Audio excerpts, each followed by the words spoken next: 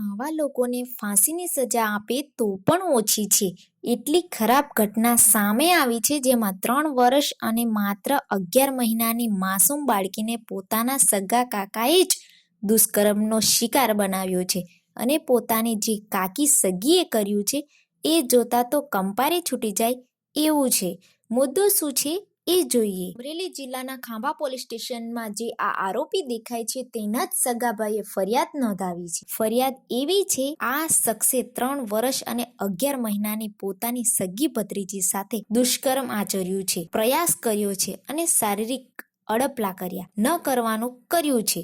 આવું ધ્રુજારી જાય એવું કામ તેની હલકી માનસિકતાના કારણે કર્યું છે. પણ આવી હલકી માનસિકતાનું કામ જ્યારે પતિ કરતો હોય, પત્ની શું કરે એ તો કહેવાની જરૂર જ નથી. કારણ કે એક મહિલાની વેદના બીજી મહિલા કરતા બીજું કોઈ જ સમજી ના શકે. પણ અહીંયા તો પીડિતાની કાકી પતિ કરતા પણ હલકી માનસિકતાની હોય એવું લાગે છે. જ્યારે તેનો પતિ આ નાનકડી બાળકીને ચોકલેટની લાલચ આપીને બેડરૂમમાં લાવતો હતો, ત્યારે પોતાના પતિને રોકવાના બદલે, ફટકારવાના બદલે આ નાનકડી બાળકી સાથે થઈ રહેલું દુષ્કર્મનો વિડીયો શૂટ કરનારી આ મહિલા પોતાની કાકી જ હતી. કયા પ્રકારની સજા આ બંનેને આપવી, આ બંને માટે ઘણું બધું કહેવું છે, પણ કહી નહીં શકાય. કયા શબ્દોમાં ઉચ્ચાર કરવું એ પણ અમને કહેતા શરમ આવે છે.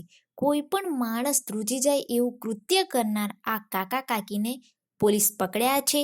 આ મામલો સામે આવતા હવે લોકોની માનસિકતા કેવી થઈ રહી છે એ વિચાર આવે છે. આ બાળકી તો હજી કુમરી વયની બાળકી છે, એને હજુ દુનિયાદારીની ખબર જ નથી. જ્યારે અહીંયા તો પોતાના કાકા કાકી સગા આ ઘટનાને અંજામ આપી રહ્યા છે. હવે ભરોસો કરવો તો કોની પર કરવો?